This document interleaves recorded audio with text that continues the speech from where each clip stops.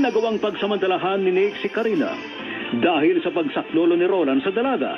Subalit, nasaksak ang binata ng drug addict kaya nakonsensya si Karina na ipinahamak niya si Roland sa utos ni Lambert. Narinig yun ni Aling Zeni at hinimok ang anak na linisin ang pangalan ni Roland. Kaya pinagtapat ni Karina sa dating manager ni Roland ang buong katotohanan. Ating magpatuloy pagsubaybay sa kasong ito. Mula sa kanonan sa Pilipinas, DCRH. Ito sa RH11 Ray Sibayan. Tuloy-tuloy sa pagbabalita. Tuloy-tuloy sa serbisyo. Sama-sama tayo, Pilipino. Dito lamang sa Ano ang Katotohanan? Si Lambert? Sir. Ang empleyado niyong si Lambert, ang aking kaibigan. Siya ho ang nag-utos sa akin na sadyang maglaglag ng bag sa mall para maireklamo ko si Roland. Karina. Si Lambert. Siya rin ang nagsumbong sa akin na may pinag-interesang pera si Roland. Kaya ako tinanggal sa trabaho. Sir. Ang ginawa po ni Lambert para magkasira si Roland at ang kanyang nobya. Para maagaw niya ang girlfriend ng may girlfriend. Karina, I'm sorry, Lambert. Pero hindi na kaya ng konsensya ko na patuloy na ilihim ang maling ginawa mo kay Roland.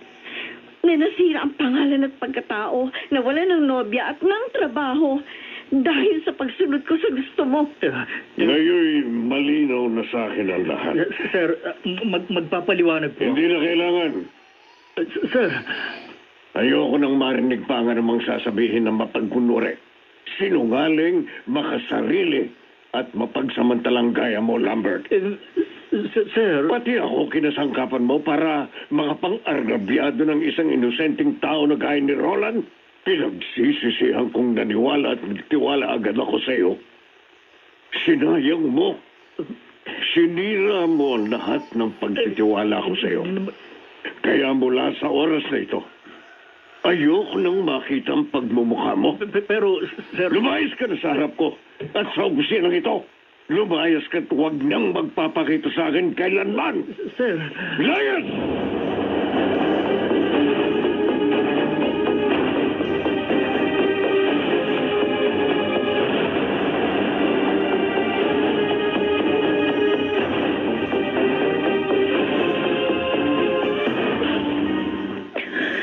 Huwag kang umiyak, Karina. Naawa ho ako kay Lambert. Bago ko umuwi, nakita ko. Lulugo-lugo siya umalis sa kanilang opisina. Hindi dapat kaawaan ng gaya niya. Nawalan ho siya ng trabaho dahil sa pagtatapat ko ng katotohanan sa kanyang manager. Inaani lamang niya ang bunga ng ginawa niyang kamalian. Malamang masamang-masama ho loob niya sa akin. Hindi mo dapat pang hinayangang mawala ng isang kaibigan na gaya niya. At malabang ko, umiwas na siya sa akin. Ang mahalaga, anak, ginawa mo ang tama. Isinuwid mo ang iyong nagawang kamalian kay Roland. Nasalamat sa Diyos na operahan ng matagumpay at nakaligtas sa kamatayan. Tama ho kayo, Nay. Gawin ko ang tama at wala akong pagsisisihan. Para ho ako nabunutan ng malaking tinik sa dibdib sa ginawa kong paglilinis sa pangalan at pagkatao ni Roland na sinira ko. Ginawa mo rin lamang ang tama. Lubusin mo na. Ay, nalinis mo ang pangalan ni Roland sa dati niyang pinapasukan. Linisin mo na rin ang pangalan niya sa dati niyang kasintahan.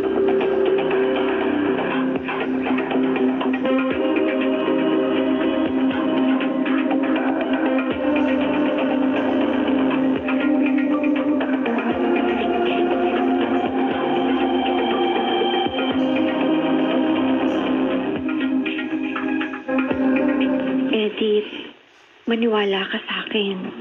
Naniniwala ako sa iyo, Karina. Ipinagtanong kita, hinanap kita, nakipagkilala ako sa iyo at nagtapat ng buong katotohanan. Kahit narito tayo sa kalsada. Para tuluyang maituwid ko ang nagawa kong kamalian kay Roland. Palapis kong pinagsisisihan. Oo, naintindihan kita. Sana patawarin mo ko. Wala kang anumang aalalahanin sa akin.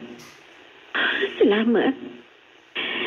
Sana malutas ang gulong nilikha ko sa relasyon ninyo ni Roland. Ang dating boyfriend mo, nadadalawin ko ngayon para makahingi rin ako ng tawad sa kanya. O sige, Karina. Ingat ka. Ha? Ingat ka rin, Edith. Karina, Huh?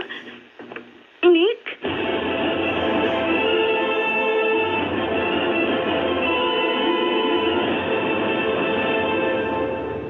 This portion is brought to you by ACS Manufacturing. Ano ang katotohanan? May mukha ka pang magpakita sa akin, walang iya ka? Karina, huwag ka na magalit sa akin. Kung walang sumaklolo sa akin, baka sinira mo ng buhay at kinabukasan ko. Pinagsisisihan ko na ang maling nagawa ko sa iyo. Na nagawa ko lang dahil sa epekto ng droga. Inireklamo na kita sa presinto. Nabalitaan ko nga. Kaya hinanap kita para humingi ng tawad. Patawarin mo na sana ako. Iurong mo na ang reklamo mo laban sa akin dahil ayoko makulong. Dapat ka lang makulong para matigil na yung pagkasugapan mo sa bawal na gamot. Karina, At para hindi ka makapagtago sa batas, ipadadampot kita sa pulis na nagtatrape sa hindi kalayuan. wag! Pulis! Pulis! Karina!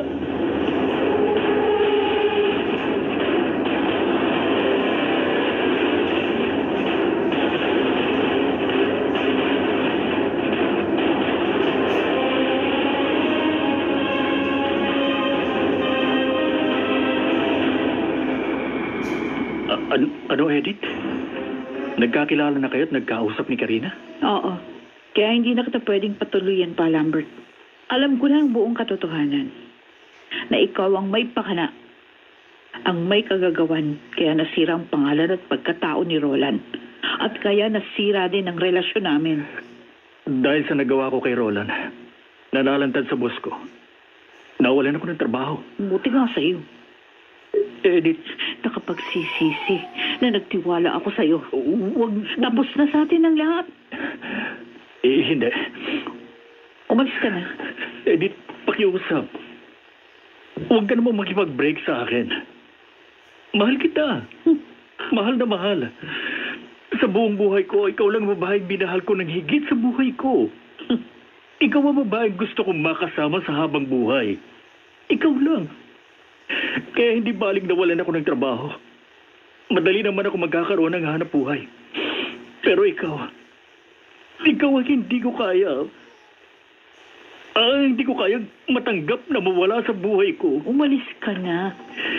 At huwag ka nang magpapakita pa sa akin. Mamakaawa ako sa'yo. Huwag mo naman gawin sa akin to. Sabi na umalis ka na!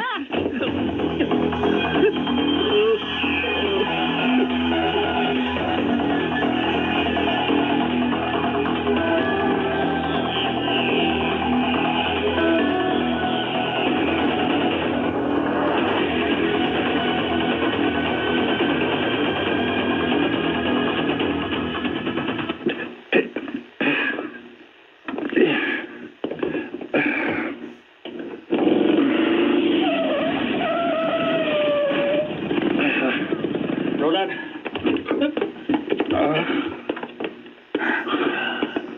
Lambert, Kailan ko lang nabalitaan na nakalabas ka na ng ospital. Ngayon pala, nakakapaglakad-lakad ka na. nagtsatsaga ako maglakad. Kahit nakasaklay para makapagpaaraw. Nagkataon lang na nandito ka sa harap ng bahay nyo nang mapadaan dito ang motorsiklo ko. Salamat naman, nadalaw mo ako. Hindi ako naparito para dumalaw sa'yo, ulul! Ha?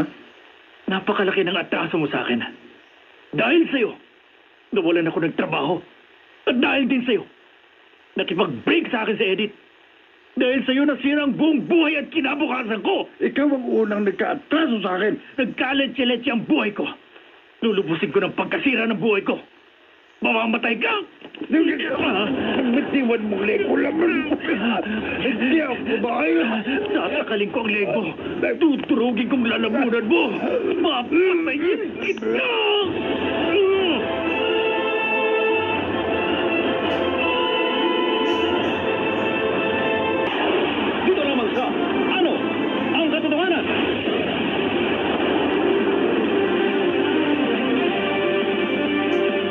Desidido si Lambert na mapatay si Roland. Subalit, pinukpok siya ni Karina ng bato sa ulo. Ating ipagpatuloy pagsubaybay sa kasong ito. Mula sa kanonan sa Pilipinas, DZRH. Ito si RH11 Ray Sipayan. Tuloy-tuloy sa pagbabalita. Tuloy-tuloy sa serbisyo. Sama-sama tayo, Pilipino. Dito lamang sa Ano ang Katotohanan? Mamamatay kang hayop ka!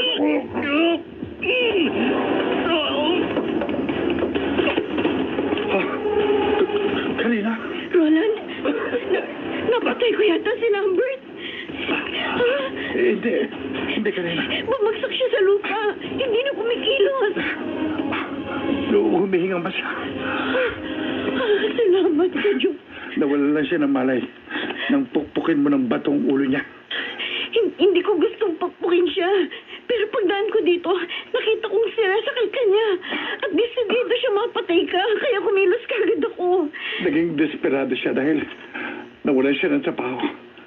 At nawala sa buhay niya si Edith. Lalong masisira ang buhay niya kapag nakulong siya dahil sa tangkang pagpatay sa'yo. Hindi siya makukulong. Hindi ko siya irereklamo. At hindi ko rin siya kakasuhan.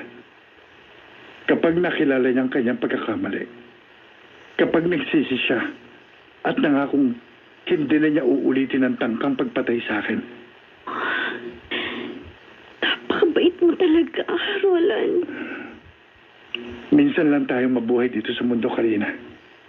Kaya dapat matuto tayong umunawa at magpatawad sa mga nagkakamali sa atin.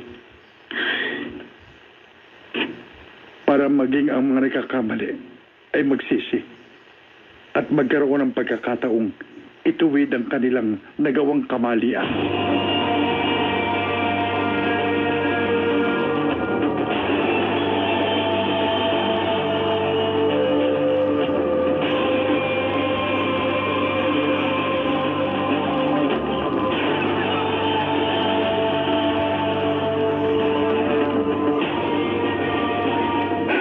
Lalim naman ang buntong hininga mo, Roland. Edith? Nabalitaan ko, nung gumaling ka, nakabalik ka na sa dati mong trabaho. Oo. Ipinatawag ako ng dating boss ko. Buti naman. Nalagay uli sa ayos ang buhay mo. Magiging lubos na maayos lang uli ang buhay ko. Kapag nagkaroon ng katuparan ng ang mga pangarap ko. Kasama ang babaeng una at huling mamahalin ko. Roland, Bakit narito ka sa park? naisipan ko lang mamasyal. Dito kasi yung madalas na pasyalan namin nung lalaking una kong pinagkatiwalaan at minahal. Pero nagdamdam siya. Lumayo sa akin. Dahil nagkamali ako. Nawalan ako ng tiwala kasi sa... Araw ang katatapos na kasaysayang hango sa tunay na pangyayari. Mga nagsiganap, Bobby Cruz.